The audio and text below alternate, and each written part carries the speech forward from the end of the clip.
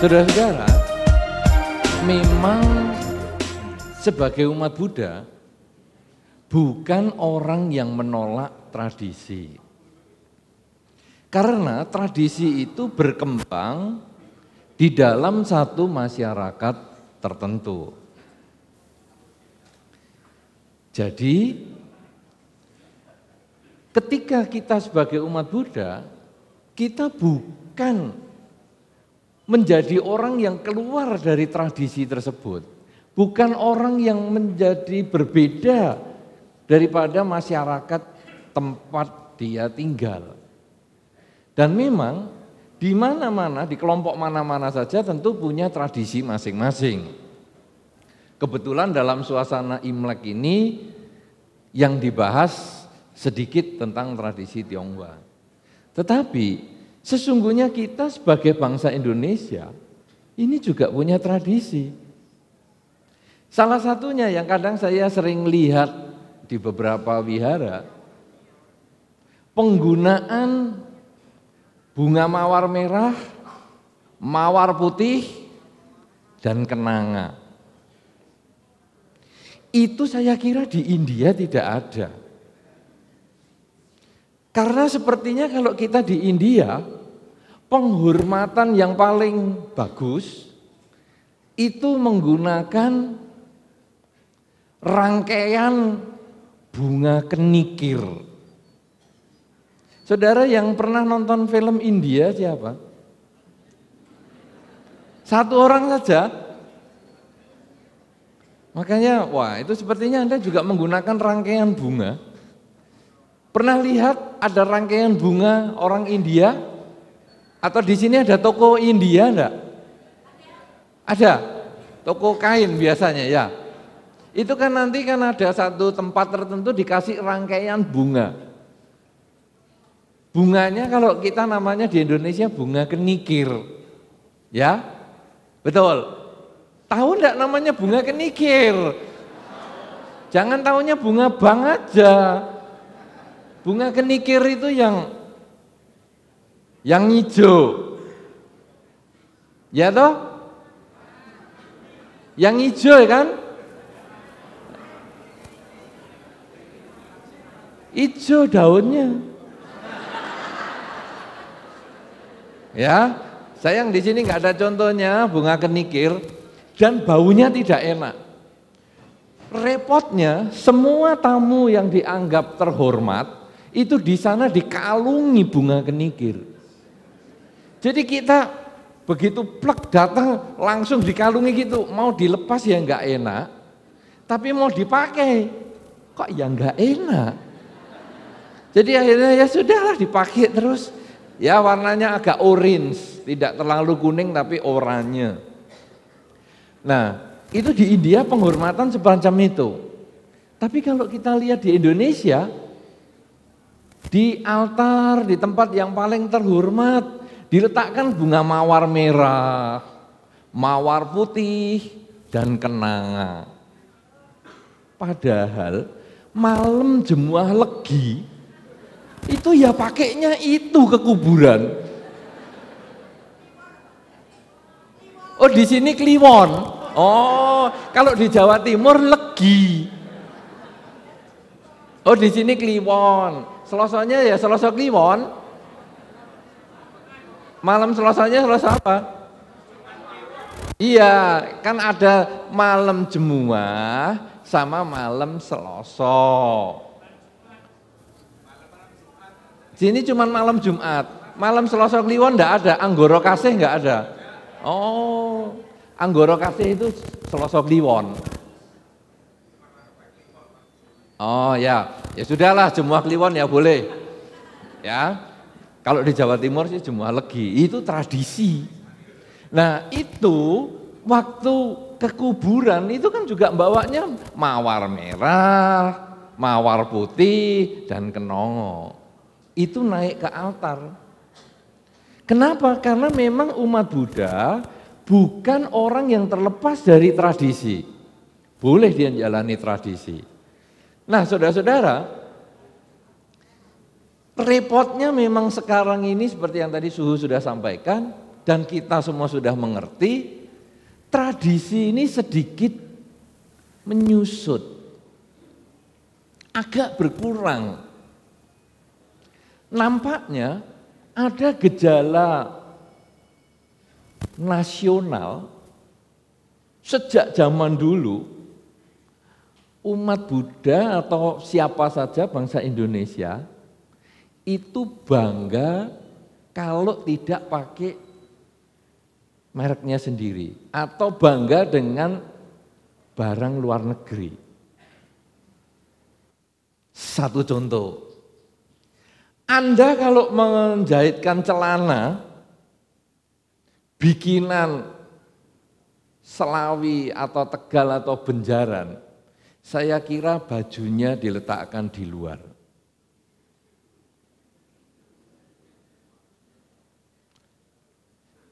Bajunya tidak dimasukkan.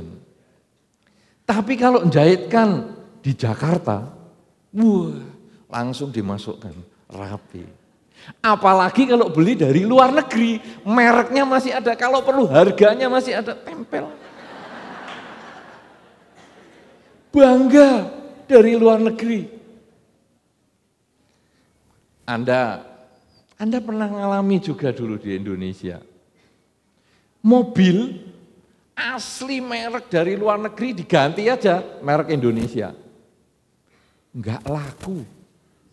Itu sudah dijelaskan ini impor karena kita belum punya pabriknya. Jadi impor asli utuh mobil dari luar negeri hanya mereknya diganti Indonesia. Enggak ada yang beli.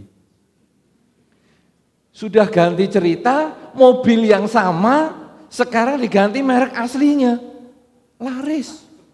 Bangga memakai kemana-mana. Heran enggak coba? Cuman mereknya yang diganti.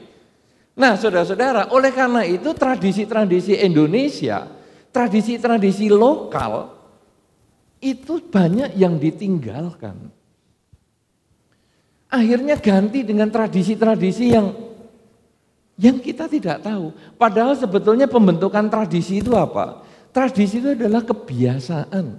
Makanya kalau tadi misalnya ikan yang kepala dan buntutnya hilang, yang disampaikan oleh suhu itu kan adalah kebiasaan. Kebiasaan yang dilakukan oleh leluhurnya, kemudian diulang, diturunkan. Saudara-saudara, leluhur-leluhur kita sudah menurunkan tradisi yang sangat bagus. Tradisi yang sangat bagus yang salah satunya berhubungan dengan Imlek, ini adalah umur. Saudara, tahun ini disebut tahun kerbau, tahun kebo. Orang yang siotikos, artinya lahir tahun lalu, umur berapa di tahun kebo? Siotikus kan berikutnya langsung kebo. Jadi kalau lahir di tahun tikus, tahun kebo, umur berapa? 2 atau 1? 2. Lahir tanggal 25 Januari. Ini kan buntut tikus. Ya, 25 Januari, tanggal 26 Januari 2009, ini 25 Januari 2009, 25 Januari 2009, 26 Januari 2009, umurnya berapa? 2 hari? 2 tahun. Padahal itu baru 2 hari toh. Kok 2 tahun? Kita tiap Imlek ini sudah jelas bahwa walaupun lahir 25 Januari, 1 hari sebelum Imlek, pada hari Imleknya, pada tahun baru Imlek besoknya, itu sudah 2. Bandingkan sekarang dengan perhitungan dari tradisi yang berbeda. Lahir 31 Desember 2008. 31 Desember 2008. Tanggal 1 Januari 2009, berapa umurnya? Berapa? 2 hari. Saudara boleh pikirkan, anak umur 22 hari, anak umur 2 hari 35 cm. Kalau umur 4 hari, berapa senti? Nah, saudara-saudara, coba saudara pikirkan baik-baik. Anak umur 2 hari 35 cm. 4 hari, 5 hari, seminggu mau panjang berapa dia? Oleh karena itu saudara-saudara, kita lahir itu bukan nol loh. Kalau menurut hitungan tadi dengan Imlek itu, begitu kita lahir sebetulnya sudah berapa? Sebetulnya sudah hampir 1 tahun. 9 bulan di dalam kandungan. Itu ya dihitung. Jangan begitu keluar, 0. 1 hari, 2 hari. Wah itu kan cuman gitu aja loh. Loh jangan salah saudara. Karena kita waktu lahir ngomong 0, maka hubungan anak dengan orang tua menjadi jauh. Karena anak menganggap orang tua ini enggak ada peranan apa-apa untuk saya. Tapi kalau sekarang Anda lahir sudah umur 9 bulan atau sudah hampir 1 tahun, maka lahir tahun 2008, 2009 kok sudah 2 tahun?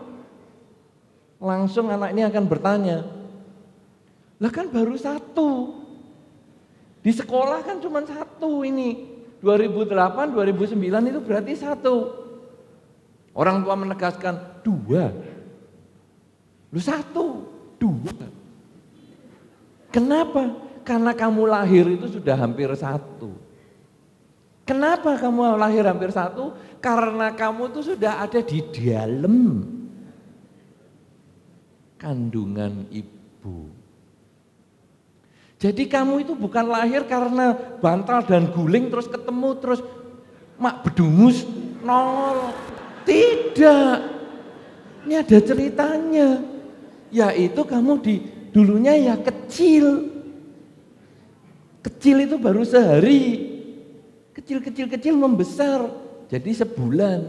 Kecil membesar sebulan, 2 bulan, 3 bulan. Nah, jatuh tempo lahir. Jatuh tempo kosong. Juga bisa. Nah, tetapi yang jelas ini terlahir. Jadi kamu itu dulu 9 bulan di kandungan ibu loh nak, di dalam sana loh nak. Oh gitu ya, wah kalau begitu ibu berjasa. Saya ada kuping gara-gara ada ibu. Karena waktu ibu melahirkan saya kan tidak pergi ke bengkel untuk belikan kuping, tempel, belikan tangan, jari. Wah kalau gitu ibu ini berjasa. Ya ibu juga tidak bisa sendirian loh nak, ada bapak. Lah ibu sendirian bagaimana kamu punya kuping? Oh gitu ya. Wah kalau gitu bapak ya berjasa. Wah kalau begitu aku mau menghormat kepada ayah dan ibu. Karena tanpa ayah dan ibu aku tidak ada di dunia ini. Itu baru ditanya umur saudara. Karena itu sekarang saudara, Anda yang lahir, nah, sekarang saya tanya umur aja dulu. Daripada tanya kelahiran nanti saya dikira ngurus KTP. Siapa di antara Anda yang tahun ini umur 50? Umur 50 bulet. Siapa? Tidak ada yang 50. Siapa yang umur 40? Siapa yang umur 30? Ya umur 10.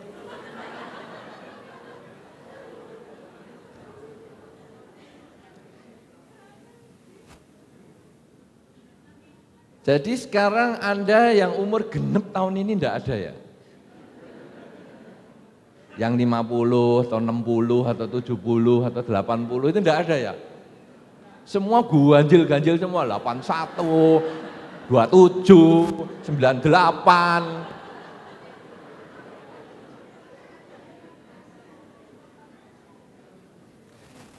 Baik, sekarang saya tanya saja salah satu. Ini harus Bapak, soalnya kalau Ibu ditanya umur itu rahasia katanya. Sebetulnya saya mau tanya Ibu yang berkembang itu tadi.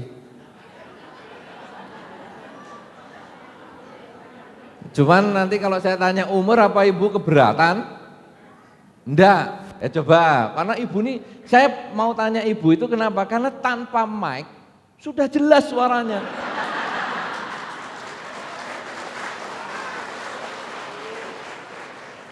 Kalau yang lain pakai mic, suhu pakai mic aja masih nggak denger.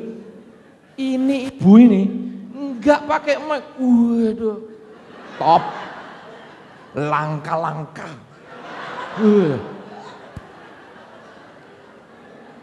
Ya, katanya langka-langka kan semboyannya Tegal loh. Tegal langka-langka, ini ternyata memang Ibu ini langka-langka. Ibu, boleh saya tanya umur? Umur berapa Ibu? Gocap. Gocap. Nah, tadi saya tanya 50, kenapa nggak tunjuk jari? Ini terjadi kebohongan publik ini. Berarti gocap pas ya? Berarti Ibu lahir tahun 2008 kurangi 50 berapa nih? 58. Ibu lahir 58. Anda kan bukan ibunya. Ibu lahir tahun berapa? 58. Nah, ya. Sebentar, dengerin lagi. Ini tanpa mikrofon loh. Ibu lahir tahun berapa? 58. Berarti tahun 2008 Ibu umurnya 5, berapa Ibu yang teriak dong? 50. Berarti tahun 58 Ibu kan 0 tahun. Sudah panjangnya 35 cm. Saudara-saudara, kenapa kita tidak menggunakan hitungan menurut sio tadi? Sebetulnya Ibu ini umur berapa? Hah? 52? Berapa? 51 atau 52? Di sana ada ngomong 52. Jangan umurnya orang ditambah-tambahi, umur Anda sendiri dikurang-kurangi. Ibu ini kan lahir tahun 58. Seharusnya 2008 umurnya adalah 51. Hah? Ya. Saya kan ngomong 2008. Kenapa Anda mengganti soal? Dari tadi kan pertanyaan saya kan 2008 toh. Kenapa Anda mengganti soal 2009? Belum jadi guru sudah ganti soal. Waduh. Ya tepuk tangan untuk yang ganti soal. Ya, itu yang ganti soal hebat sekali. Dipikir saya bingung, terus oh ini kan 2009. Tidak, karena pertanyaan saya 2008. Nah, jadi 2008 sebetulnya umur dia sudah 51. Nah kalau sekarang 2009, nah baru si pengganti soal betul adalah 52. Jawaban itu semua orang hampir rata-rata memberikan jawaban yang sama. Lahir dianggap 0 tahun. Apakah Anda tidak menyadari bahwa nanti pada suatu ketika sebagai orang tua bisa dianggap tidak ada oleh anak? Karena aku ada karena diriku. Buktinya apa? Buktinya aku lahir tahun 58, 2008 aku umur 50. Tapi kalau aku sekarang 2008 umurnya 51, kemana yang 1 tahun? Di dalam perut ibu. Setelah ada bapak. Dengan demikian maka akhirnya anak akan menghormat kepada orang tua. Itu baru umur loh. Ada banyak hal-hal tertentu yang membuat kita itu kemoralannya makin menurun. Satu contoh yang gampang saudara. Di dalam pernikahan, siapa di sini yang sudah menikah kecuali kita dan suster? Ya suster dan saya tidak usah ditanya lagi, tapi Anda siapa yang sudah menikah? Berarti belum menikah semua. Kalau terjadi pembohongan publik, awas loh. Tadi Pak Yani sudah ngomong ini hukumnya hukum karma loh. Ayo siapa yang sudah menikah? Tunjuk jari, saya nggak ngomong saya atau apa. Tunjuk jari.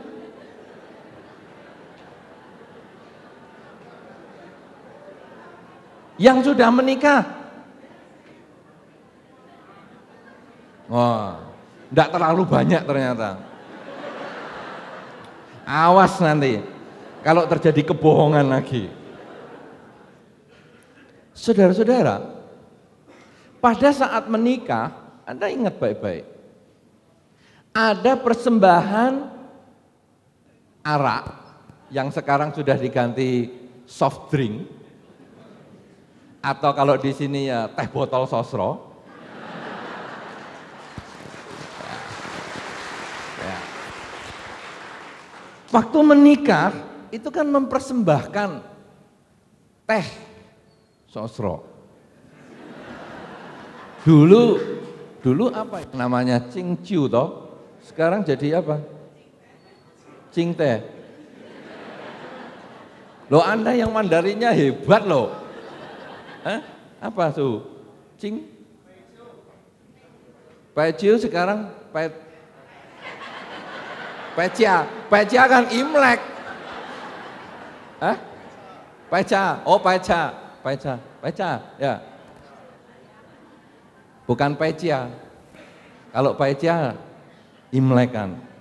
Nah saudara, Anda lihat pada waktu temanten mau namaskara, mau menghormat, itu oleh penata gaya dari studio syuting atau siapa kan itu ada anunya toh yang menata gaya itu toh.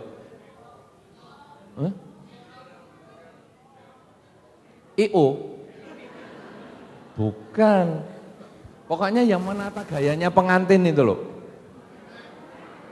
ada istilahnya ya siapalah terserahlah. Itu dikatakan gini, ayo nanti pengantin berdua mau menghormat, langsung orang tua pegang ya pundaknya. Pernah begitu? Siapa yang menikah ngalami gitu? Cuman 1 tok. 3. Lah, wow banyak ternyata. Saudara-saudara, kelihatannya itu sederhana. Katanya orang tua belum meninggal jangan dinamaskarai. Jangan paikui-paikui sama orang tua belum meninggal. Lah kalau sudah meninggal dia enggak tahu kalau kita paikui. Kalau tahu dia belum meninggal. Nah saudara, apa hasilnya nanti kepada orang tua? Sikap anak yang menikah mau paikui lalu enggak boleh itu, dia penghormatan kepada orang tua itu menjadi berkurang. Karena ini sebetulnya adalah bagian dari tradisi. Bahwa cara tradisi timur menghormat kepada orang tua ya sungkem, sujud. Seperti itu, meletakkan kepala di kaki orang tua. Sayangnya sekarang orang tua meletakkan kepala di kaki anaknya. Lah sekarang orang tua takut loh sama anak. Kenapa saudara? Karena pada saat perkawinan tadi, dia mau menghormat, mau menundukkan kepala saja tidak boleh. Padahal itu adalah menghargai, menghormati, bahkan itu kadang seumur hidup hanya sekali, bagi mereka yang menikah cuma sekali. Tapi kalau menikahnya 5 kali, itu dilakukan 5 kali juga. Saudara, jadi inilah penurunan tradisi yang mempengaruhi kemoralan. Akibatnya hubungan orang tua dengan anak bisa bermasalah.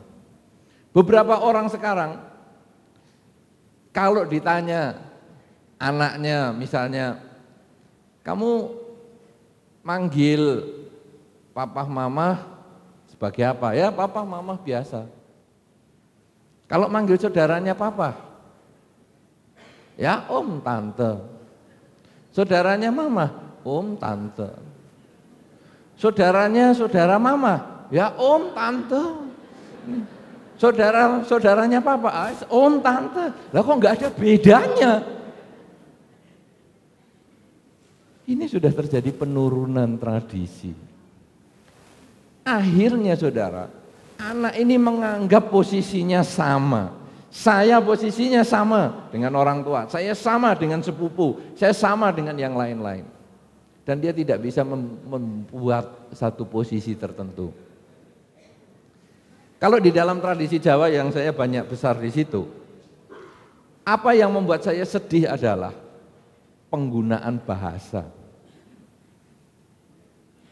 Sekarang generasi muda, penggunaan bahasa Jawanya sangat-sangat mengerikan. Dia bisa berbicara kepada orang tua dengan bahasa Jawa yang kasar. Kon arep mangan, Pak. Itu dalam bahasa Jawa Timur. Dalam bahasa Jawa Tengah ya, kowe arep madang, Pak. Kowe arep mangan. Lebih parah lagi. Itu anak sikapnya sudah begitu kepada orang tua. Dia sudah tidak bisa memposisikan dirinya bahwa saya adalah anak, dia adalah orang tua yang saya hormati. Karena penggunaan bahasa yang sudah rusak, penggunaan bahasa Jawa yang demikian luhur ini sudah berbeda. Karena mestinya dengan teman itu bicaranya berbeda, anak dengan orang tua berbicaranya berbeda, anak membahasakan dirinya juga berbeda. Di dalam bahasa Jawa sampai ada yang mengatakan kepada orang tuanya karena mau bahasa Jawa yang baik adalah kula badhe siram, Pak. Loh. Dirinya sendiri ditinggikan, Bapak badhe adus. Loh.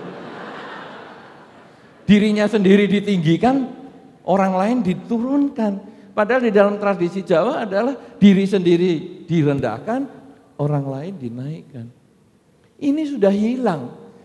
Banyak yang hilang. Oleh karena itu saudara, kalau kita tradisi-tradisi ini kita bisa pertahankan, ada seperti yang tadi Suhu sampaikan, tradisi-tradisi yang dipertahankan dengan bijaksana, itu sesungguhnya sangat bermanfaat. Sehingga pada prinsipnya nanti kita tahu posisi kita ini di mana, sehingga kita tidak salah menempatkan diri bahwa kalau saya sebagai anak, lakukanlah tindakan-tindakan, perilaku-perilaku kemoralan sebagai anak. Saya sebagai orang tua, lakukanlah perilaku kemoralan sebagai orang tua. Kalau saya sebagai warga negara, lakukanlah perilaku-perilaku kemoralan sebagai warga negara. Kalau saya sebagai tetangga, sebagai apa saja, lakukanlah perilaku kemoralan sesuai dengan posisi kita. Kalau tidak, semakin lama hidup kita ini nanti akan banyak diisi orang yang egois. Orang-orang yang hanya mementingkan diri sendiri, tidak pernah memusingkan orang lain. Apa contohnya orang yang egois? Misalnya, dalam situasi pemanasan global, sesungguhnya kalau Anda membuka AC di kamar, kalau Anda tidak di dalam kamar, jangan buka AC. Anda akan mengatakan, aku kan sudah bayar pokoknya AC. Saudara, AC yang Anda pakai untuk mendinginkan kamar Anda, pernah nggak Anda berdiri di belakang AC itu di bagian luar? Pernah? Apa yang terjadi? Panas. Untuk kamar Anda yang 2x3, orang lain kepanasan. Kamar Anda sejuk, orang lain kepanasan. Coba sekarang Anda mulai berpikir, oh iya ya, kalau saya masang AC ya saya ada di kamar, kalau saya tidak ada ya saya matikan. Supaya apa? Supaya kita tidak memanasi dunia ini secara bersama-sama. Kalau kita sudah mengerti hal itu, maka kita lalu menyadari kita hidup di dalam dunia yang sama. Kalau kita mau menjaga, kita akan bisa menjaga bersama. Anda sudah mengerti nanti ada hari tanpa lampu? Nanti ada satu ketika kita akan mengerti ada satu hari tanpa lampu. Jadi kita mematikan lampu supaya 1 atau 2 titik. Sehingga mengurangi pemanasan global. Karena kita adalah penghuni dunia yang sama. Jangan hanya asal pokoknya saya kepingin, saya bisa. Dengan cara begitu saudara, maka tradisi ini sebetulnya dibangun untuk saling perhatian, untuk mau saling berbagi, sehingga tidak hanya maunya sendiri, tetapi kita masing-masing menyadari posisi kita dan kebersamaan kita demi juga keharmonisan, demi hidup bersama yang berbahagia. Inilah sebagai awal yang bisa saya sampaikan. Terima kasih.